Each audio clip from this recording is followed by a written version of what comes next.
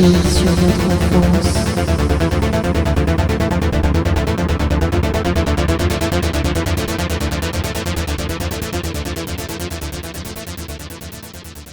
Hey! Bienvenue dans J'irai cracher sur votre enfance, une émission lancée par Nico. Comment vas-tu, Nico? Bah écoute, ça va. Moi, je suis très content d'être là. Ton hey m'a enjaillé. On va garder le hey. Ouais, on va le garder. Ouais. Tu crois que ça enjaillera les gens Je aussi pense que ça va les mettre dans un truc, dans une ambiance pop-pop-pop.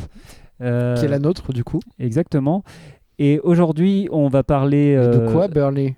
J'ai envie de presque citer le film en disant...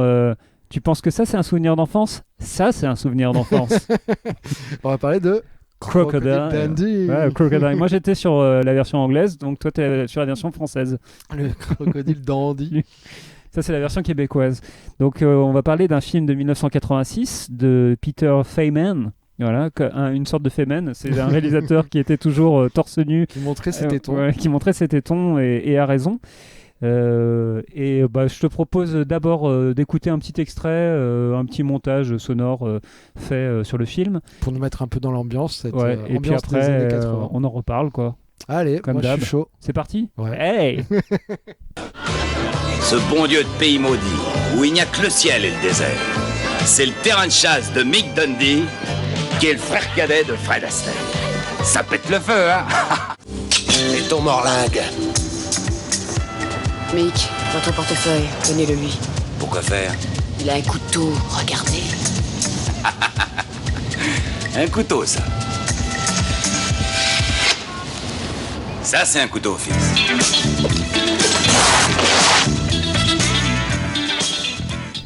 Eh oh, bouclez-la une seconde.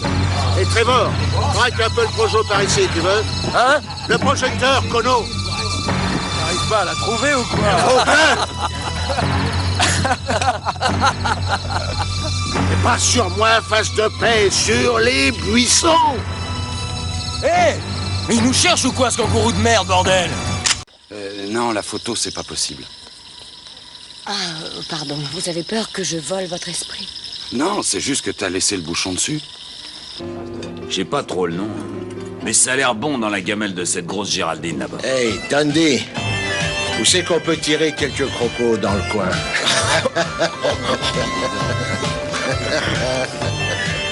Et comment je saurais? Crâne de merde. Hey! Eh bien, ce hey est magique. Écoute, c'était de très beaux extraits. C'est des très beaux extraits, très beaux montages. Moi, je vais te parler un petit peu de la jeunesse du film. La genèse même. Ouais. Bah écoute, j'ai hâte d'entendre ça parce que je sais absolument pas de comment, d'où, de qui, de quoi. Voilà. Alors déjà, quand 1986, donc Ouais. Peter Feynman, comme expliqué avant, quelqu'un qui montrait ses tétons, mais il montrait ses tétons, mais il n'a pas réalisé grand-chose. Qu'est-ce qu'il a fait, ce Victor? C'est Quasiment Victor? rien. J'ai rien noté de très intéressant. Il a aussi produit des choses pour la télé, mais en gros, c'est vraiment un nobody, quoi. D'accord, ok. Et pour cause, c'est un film un peu... c'est le véhicule pour Paul Hogan, l'acteur principal. Paul Hogan, ouais, donc c'est le mec qui fait Crocodile Dundee. Voilà. Qui a voulu se réaliser... on est un peu dans l'esprit de Stallone, on va dire, avec les Rocky et les Rambo. On me propose pas des rôles vraiment intéressants, ben, je vais me les écrire, je vais me les créer. Parce que là, c'est le seul truc que j'ai vu, c'est que donc il a écrit le script, quoi, et que c'est une idée de lui. C'est effectivement. Et donc c'est une idée tirée d'une histoire réelle. Donc il y a vraiment un Crocodile Dundee qui a existé. Et donc c'était un Australien qui s'appelait Rodney Ansell et qui en 77 a survécu seul durant 2 mois dans le désert australien et qui a été capable de tuer un crocodile à main nue. D'accord. Mais donc c'est quelqu'un qui n'a rien touché des recettes du film. Donc ça a été inspiré par sa vie, mais il n'a rien touché. Et pour le côté tragique de l'affaire, il est tombé dans la drogue et il est mort en 1999 lors d'une fusillade avec la police locale. Ah bah écoute, c'est pas très vraiment pas très cool. Minable. Mais tu vois, je le savais pas, mais c'est un peu comme Rocky en fait, qui a été en fait l'adaptation de la vie d'un mec, d'un boxeur de seconde zone, qui finalement a pu boxer contre un champion et qui a rien non plus touché de la part de Stallone. Et ça, c'est la magie d'Hollywood.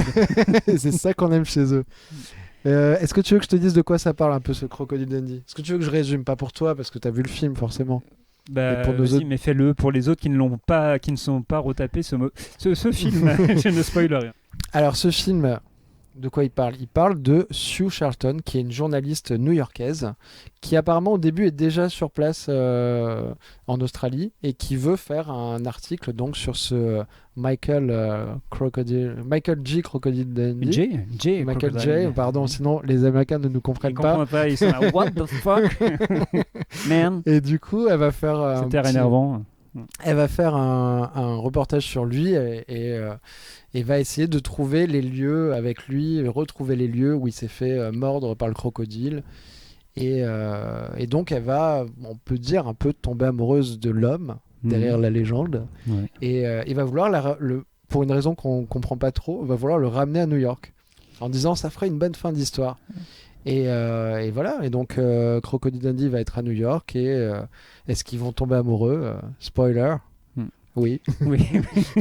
Et voilà, et on vous épargne donc la vision de ce film. Est-ce que ça ne serait pas le moment, Nico, d'évoquer, comme à notre habitude, comment nous avons découvert le film ? Eh bien, je te laisse la priorité, comme on dit chez les gens polis. Ouais. Tu me laisses le prétérite ? Non, ça n'a rien à voir. Eh bien, je ne m'en souviens pas. Mais je pense que c'est un passage télé et je dirais, encore une fois, ça doit être la 5. Non, mais qu'est-ce que t'en as gardé, tu vois, parce que... C'est ça que tu veux savoir. Et oui, c'est ça. Quand tu l'as vu, qu'est-ce que ça t'a fait ? Je pense que comme beaucoup de petits garçons à l'époque, j'ai voulu refaire la scène du couteau dans la cour de l'école en disant... Tu crois que ça c'est un couteau ? Ça c'est un couteau. Alors ça c'est mais vraiment... je venais pas avec un couteau à l'école. Enfin, je crois, mais ça c'est vraiment le gag de cours de récré. Parce que moi aussi je me rappelle. Ouais. Donc il faut savoir qu'à un moment dans le film, il se fait attaquer par des truands qui ont un couteau. Et Sue lui dit attention, ils ont un couteau. Et il dit non, ça c'est un couteau. Et il monte son couteau à la Rambo, le couteau qui fait 2 mètres. Et ça on l'a tous fait quand on était enfant. Enfin, j'espère. Ouais. Enfin, j'espère. Je sais pas si on j'espère. À l'époque, on pouvait sortir des couteaux dans les cours d'école tranquillement. Dans ce moment béni des années 80 où on fumait dans les classes. Voilà. Moi, je me rappelle aussi de la scène où il endort un... Qu'est-ce qu'il endort ? Un buffle. Un buffle avec ses doigts. Ça n'a rien de sale, hein, je tiens. Il fait un signe bizarre. T'as jamais endormi quelqu'un avec tes doigts, toi ? Non, j'ai plutôt réveillé. Ok, très bien. Donc c'est tout ce que ça t'a fait, ce film ? Non, donc ce truc-là, oui, moi aussi, je refaisais cette scène-là. Donc voilà, en tout cas, c'est ce que... Il y avait quelques scènes comme ça qui étaient refaites. Donc on va dire que il y avait, ça m'avait laissé une grosse impression. Moi, je trouvais que ça marchait bien. Voilà. En cours d'école, je me rappelle qu'on n'arrêtait pas de refaire toutes les scènes, en fait, parce qu'il dégageait un charisme immense. Il y avait des paysages, non mais c'est vrai, à l'époque, moi, c'était genre l'équivalent d'Indiana Jones, quoi. Donc ça, c'est dans la tête. Et encore une fois, c'est un film qui justifie notre émission, je trouve. Enfin, l'existence de notre émission. Comme si on avait besoin d'être justifié. J'ai besoin de la justifier. Je crois qu'à ce moment-là de ma vie, j'ai besoin de justifier cette émission. T'as besoin de justifier des choses Vas-y. J'ai besoin de me justifier. C'est en tout cas le décalage qu'il peut y avoir entre le souvenir de notre enfance et à la revoyure, en revisionnage, on va dire. Il y a un très très grand décalage et comme on va dire le cerveau d'un adulte, d'un semi-adulte, dans mon cas, parce que je suis resté très jeune d'esprit. Tu veux vraiment prouver des choses ? Ouais, je suis pas si vieux, je fais du sport, je mange sainement, j'utilise Yoka. Mais on dérive vraiment de Crocodile Dundee. Oui, c'est le mieux qu'on puisse faire, je pense. Mais quand on est petit, on a tendance avec vraiment peu d'éléments de rendre ça grandiose. Donc c'est le principe quand on joue avec des jouets d'inventer des histoires incroyables. N'importe quel gamin fait ça. Toi, tu as vraiment cette impression avec le film où tu... Voilà, avec peu d'éléments en fait, le peu d'aventures que fournit le film. Je pense que je m'en suis fait une histoire complètement folle et avec un souffle qui n'existe pas. Et encore une fois, ce qui existe complètement dans un Indiana Jones. Quoi, Victor Feynman n'est pas Spielberg. Eh bien, Victor Feynman, je ne sais pas, mais Peter Feynman, ça c'est sûr. Peter Feynman n'est pas Spielberg. Mais son frère caché Victor, certainement non plus, n'est pas Steven Spielberg. C'est aussi vrai. C'est aussi vrai. Est-ce que toi, du coup, tu as ressenti un grand décalage entre ton souvenir d'enfance et le moment où tu l'as revu pour l'émission ?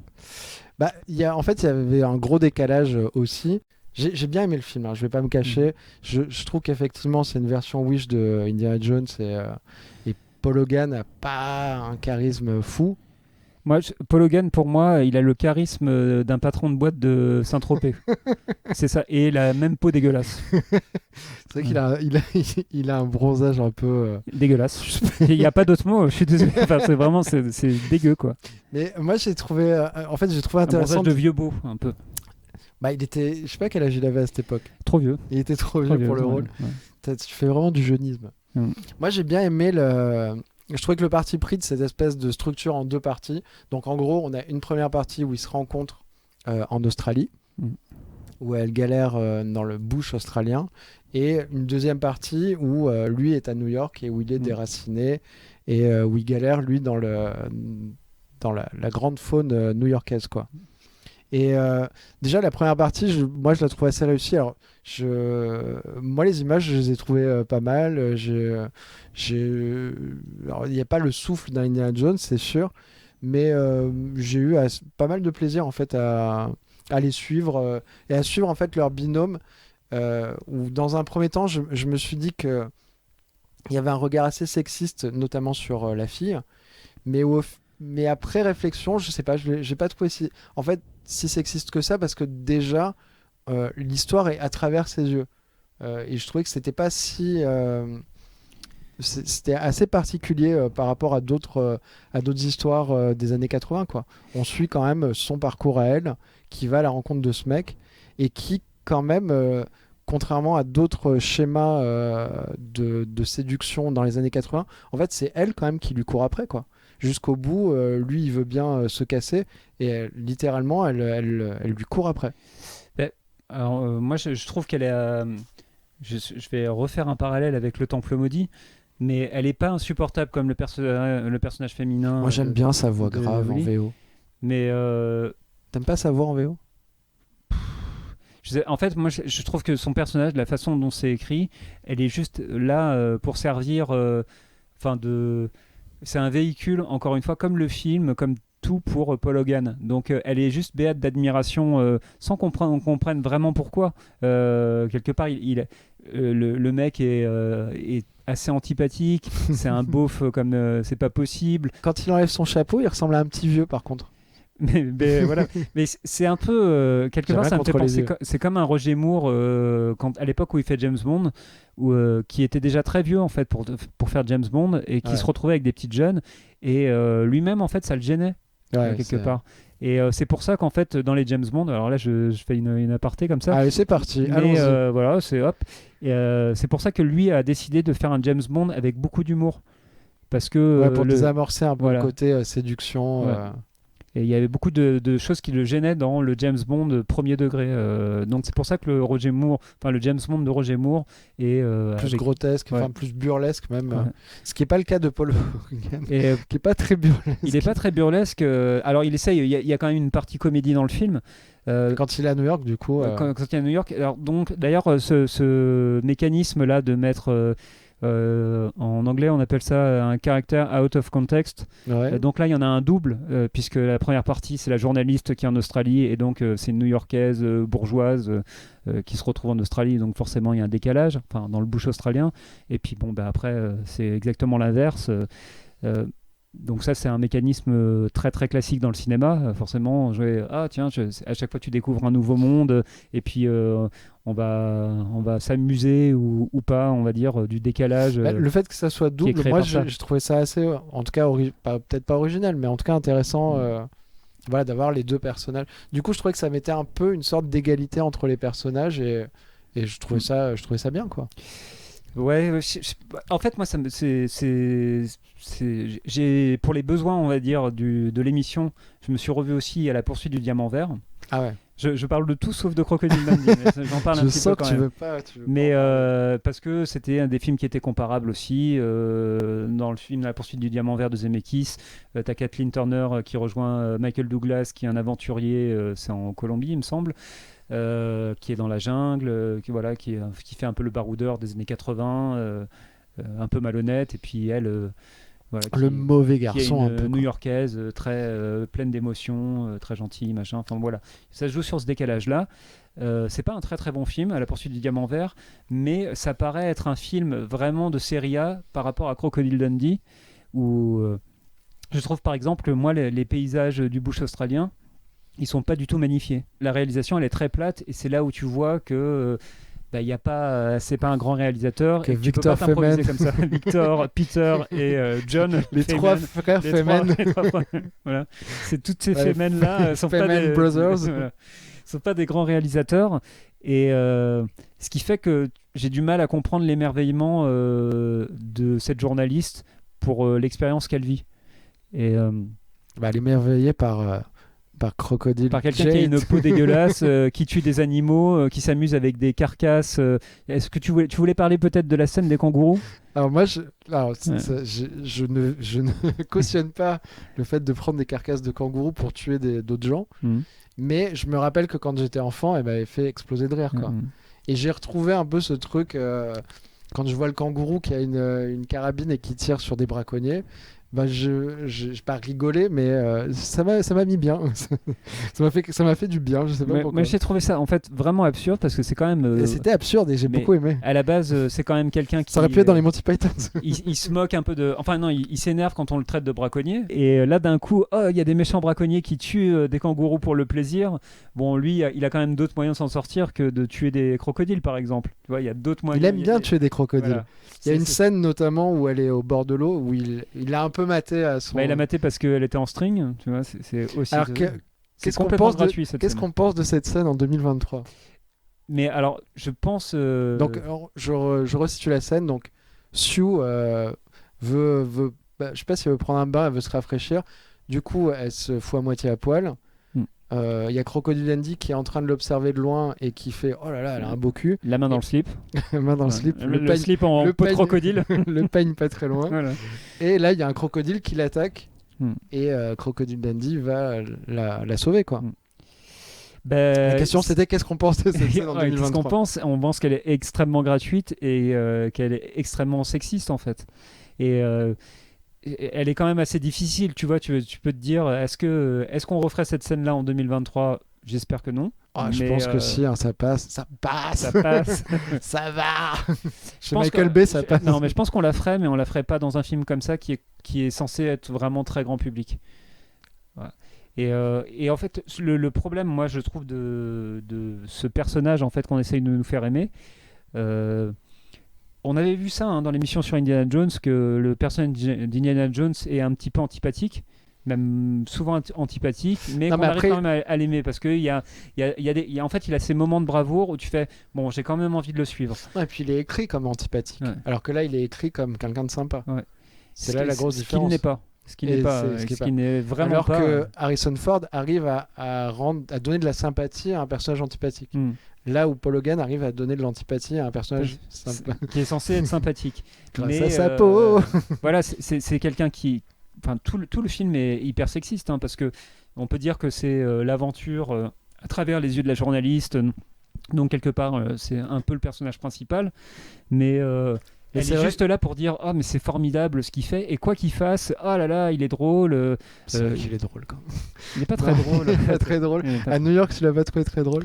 J'ai trouvé horrible. Moi, je voudrais parler de cette scène où il est dans un bar. Un moment, de toute façon, dans toute la partie new-yorkaise, il devient l'espèce de coqueluche de New York. Tout le monde l'aime. Là, il y a un petit côté aussi pareil.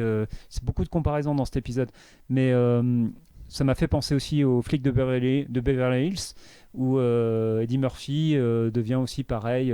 Il est extrêmement populaire avec tout le monde. Ça, c'est le bagou. Voilà. Et c'est pareil, quand tu t'intéresses aux gens, moi j'ai un ami comme ça, très sociable. Dès qu'on s'intéresse aux gens, les gens s'intéressent à toi. On te fait des bisous, Kevin. Même si t'écoutes pas l'émission. si, il l'écoutera, celle-là, je pense, j'espère. Donc, il a une scène où il est dans un bar, une des nombreuses scènes où il est dans un bar. Et que dans des bars, c'est vraiment alcoolo. Il est avec ce qu'il pense être une femme, qui le drague, la trouve belle, etc. Puis il y a les gens autour de lui qui se marrent un petit peu. Mais non, il se rend pas compte. Et donc... d'un coup, les gens lui disent mais c'est pas ce que tu crois, quoi. C'est un homme, quoi. Elle en a, quoi. Elle a une paire. Et alors qu'est-ce qu'il fait ? Et qu'est-ce qu'il fait au lieu de tranquillement, alors qu'il passe une super soirée avec elle, hein, je veux dire, il passe un bon moment, il lui met la main au paquet comme ça. Et alors je sais même plus qu'est-ce qu'il fait. Est-ce qu'il la tape ou est-ce qu'il genre il la tape et tout. Espèce d'aberration de la nature. Il y a ce truc-là, t'as envie de dire, mais en fait, t'as pas le droit de faire ça, quoi. Non, c'est assez violent, d'autant que là, du coup, il y a aussi mon souvenir d'enfant qui est revenu. Je me rappelais petit, j'étais là, elle est jolie la dame. Pourquoi il la tape, quoi? Alors, il la tape pas, mais je me rappelle qu'il la pousse ou un truc comme ça, quoi. Ouais, donc là, dans les deux cas, je suis contre, effectivement. Et bon, alors évidemment, en plus avec le décalage de 2023, à part chez les fachos, ils vont dire là c'était un vrai homme, mais bon, enfin on va dire. Et ça fait bien rigoler. Normalement, les fachos ils écoutent pas trop l'émission, enfin pas trop. Bah, on les salue quand même. Vous écoutez, parlez-en autour de vous. On n'a pas assez d'auditeurs. Il y a beaucoup d'auditrices. Alain Soral, on te salue, non, on ne salue pas Alain Soral. Surtout pas. Voilà. On te salue bien haut. Voilà. Pour te cracher sur le crâne. Non, mais moi, c'est vrai que New York, ce que j'ai pas aimé, en plus de effectivement tous ces passages avec. Parce qu'il n'y a pas qu'un seul travesti, il y en a plusieurs. On pourrait dire que c'est un running gag. Après, en fait, c'est ce qu'il fait. C'est qu'il veut vérifier à chaque fois, tu vois, pour être sûr, parce que. Donc, il y a, je pense à cette scène qui est en parallèle à celle-là, où il est dans une réception, un truc un peu artistique, où il parle à une femme qui est déjà assez vieille, enfin, par rapport à lui, mais Paul Hogan, qui peut être plus vieux que lui. Mais quel âge a Paul Hogan ? Elle est censée être plus vieille que lui. Et pareil, elle a une voix un petit peu grave et tout. Et puis donc, à un moment, il se pose la question. Et pareil, il lui met la main comme ça entre les jambes. Mais comme elle est vieille, elle se sent flattée. Elle est là. Oh genre, mais c'était pas un travesti aussi ? Non, c'est pas un travesti. J'ai cru que c'était non, c'est juste... Mais tu vois, tu es tombé dans le panneau du film. Ah mon Dieu ! Et donc là, c'est aussi la vision. C'est-à-dire, en fait, tu peux toucher les femmes comme tu veux. Et puis, comme elle est vieille, elle va prendre ça, elle va être flattée, quoi. Là, on est dans un film de 86, on n'est pas obligé, c'est pas un film des années 50, tu vois. Tu peux te dire, bon, on n'était quand même pas obligé de faire ça en 86, et en le revoyant en 2023, évidemment, bon, bah là, pour moi, la sanction est tombée, quoi. Tu vois, non, mais c'est pas possible, quoi. Je suis d'accord. Cancel, Paul Hogan, cancel. Ouais. Mais je suis pour qu'on le. Il a dû se consumer. De toute façon, à l'époque, il avait déjà 88 ans. C'est bien parce qu'en même temps, je défends les vieux, je les défends, les deux à la fois. Mais voilà, en fait, toute la misogynie du film, la transphobie aussi qu'il peut y avoir. On peut parler, c'est des agressions sexuelles, quoi, réellement. Non, c'est vrai. Moi, je trouvais qu'il n'était pas aussi, tu vois, dans un modèle de prédation comme je peux le voir dans d'autres films des années 80, et ça m'avait un peu touché le fait que en gros c'est pas toujours lui qui court après la fille, même si il est très con, et que je trouve qu'elle était beaucoup plus après lui, et que c'était un modèle que je n'avais pas beaucoup vu dans ces années-là, et vis-à-vis aussi du petit ami de Sue. Il y a une scène comme ça où il bastonne le petit ami, mais c'est même pas par jalousie, c'est plus parce que l'autre l'insulte en lui disant qu'en gros c'est un pecno, qu'il n'y a pas ce truc de se battre pour la fille, c'est comme si c'était un trophée. Et ça, j'avais trouvé que c'était plutôt une bonne chose, et j'ai été sensible à ça, et toute cette dynamique plus ou moins de séduction, je trouvais que ça sortait un peu de chemin balisé du cinéma des années 80, jusqu'à la scène finale où littéralement lui il dit bon ben si t'es heureuse avec ton mec, en gros ben moi je m'en vais et je te laisse faire ta vie, et c'est elle qui va lui courir après en enlevant ses chaussures, ce que je trouve un peu dégueulasse, courir comme ça sur le macadam pieds nus, c'est cancel aussi. Cancel les pieds dessous, et moi j'ai beaucoup aimé la dernière scène, quoi, où spoiler, donc elle le retrouve dans le métro, mais comme elle n'arrive pas à lui parler, elle dit à d'autres gens ce qu'elle veut lui dire, et ils font une sorte de bouche à oreille ou de téléphone arabe, je sais pas comment on dit, et je trouve que les acteurs le jouent très très bien, et ça dure pas trop longtemps, et ça clôt le film, et ça met pas 2 heures, ils mettent pas 2 heures à se retourner l'un vers l'autre en disant je t'aime plus, mais en fait je t'aime bien, et après je t'aime plus trop, et finalement je t'aime pour la vie. Ouais, alors le problème. Toi, t'as pas aimé cette scène ? Non, je la déteste. Je la déteste. Déjà, t'aimes pas ce grand blanc qui marche sur la tête des autres ? Il y a ça, mais c'est pas si grand bizarre que ça. Mais Non, mais en fait, c'est un mécanisme de comédie romantique, donc tout ça, je suis complètement... T'es contre? C'est un genre que je déteste parce qu'il est tellement codifié. Il peut y avoir du cinéma codifié qui me plaît quand même. Hein, mais j'aime bien quand même quand on les transgresse, les codes.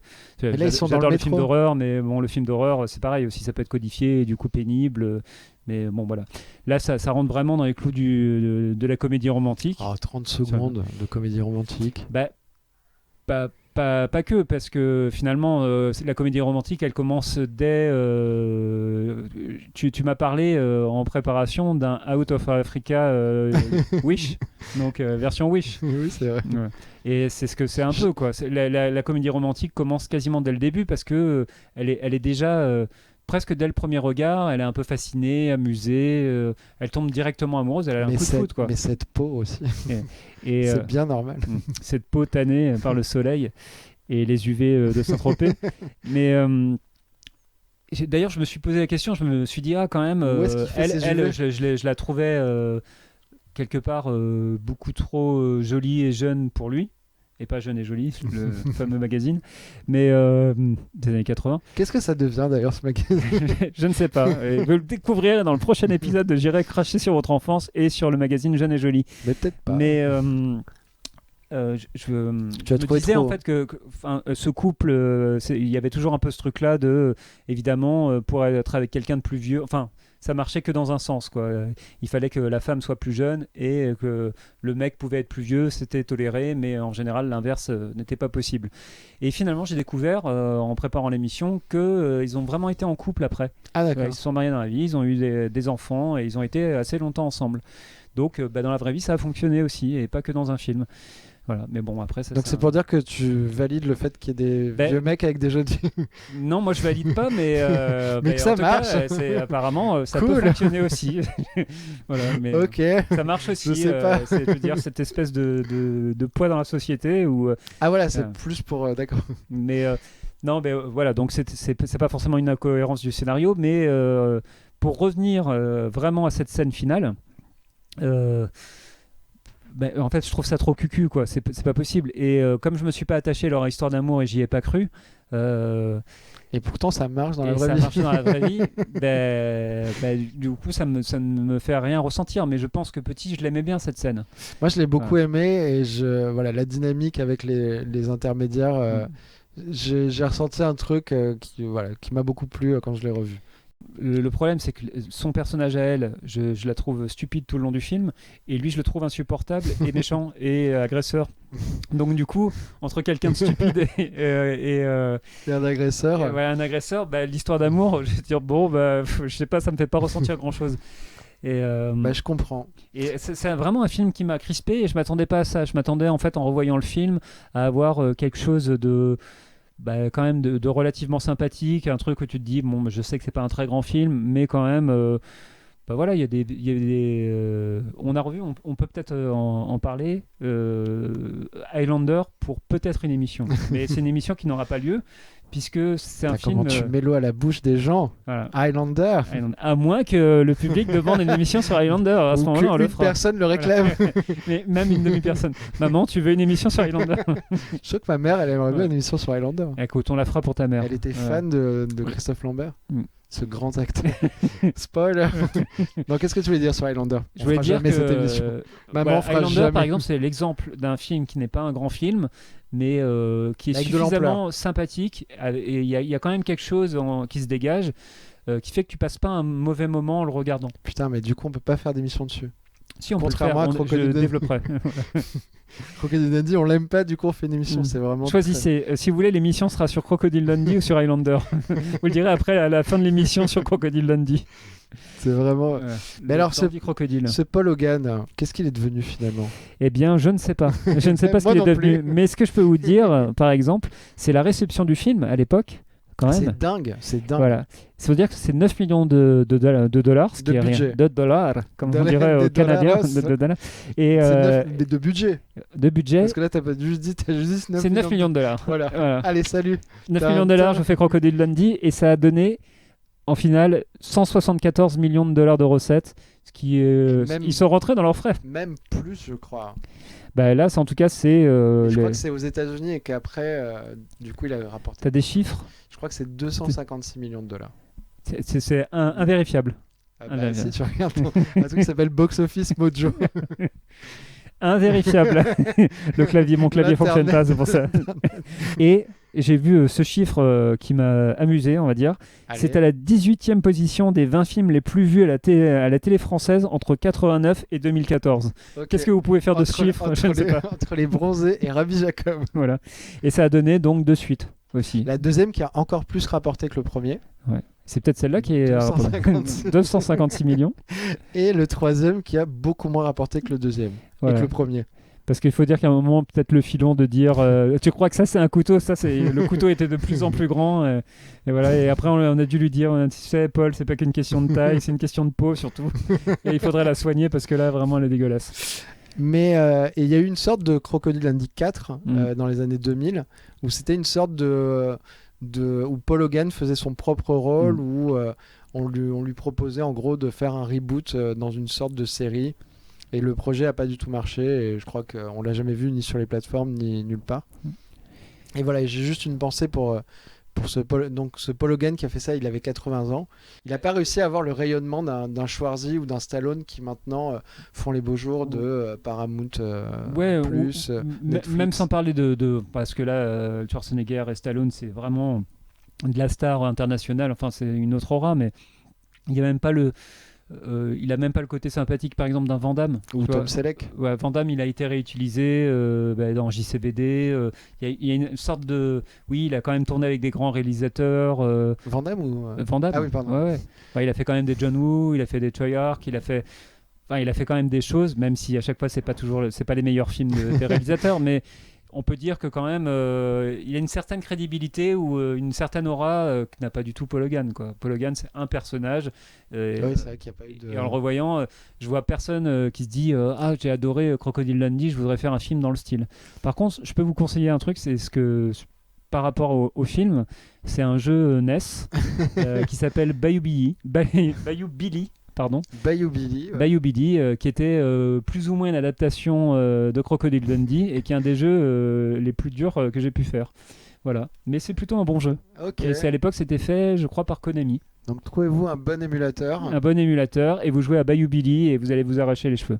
Et bah écoute, c'est... Comme en revoyant ce film. Et Paul Hogan s'est arraché lui-même ses propres cheveux. Et nous aussi, on s'est arraché nos cheveux. Et je pense qu'on peut laisser les gens là-dessus, sur cette image de tout le monde qui s'arrache les cheveux. Tout le monde s'arrache les cheveux. Bayou Billy, Paul Hogan et nous deux. Et vous, en écoutant cette émission, certainement. Mais non, je suis sûr qu'ils ont eu beaucoup de plaisir. Comme moi, j'ai eu à la faire en ta compagnie, Burley. Moi aussi, j'ai pris beaucoup de plaisir. Et je vous invite à partager ce plaisir. Oui. Tout le monde, vous pouvez partager notre lien sur YouTube, sur Spotify, en parler à vos familles, à vos amis, à vos collègues. Les parents qui vous ont traîné à voir Crocodile Dundee, les gens qui l'ont vu en disant t'as vu Crocodile Dundee ? Il y a un podcast là-dessus. Ah, tu connais pas ? Bon, ok. Et je pense que c'est en plus un film qui a été peu évoqué dans les podcasts. En général. Ouais. Donc voilà. Donc, octroyez-vous cette fraîcheur. Je sais pas du tout où m'amène cette phrase. Ouais. Elle nous amène vers la fin de l'émission. On vous dit à la semaine prochaine et on vous fait des bisous. Oui, ça marche. À tout le monde. Mais des bisous pour ceux qui en veulent.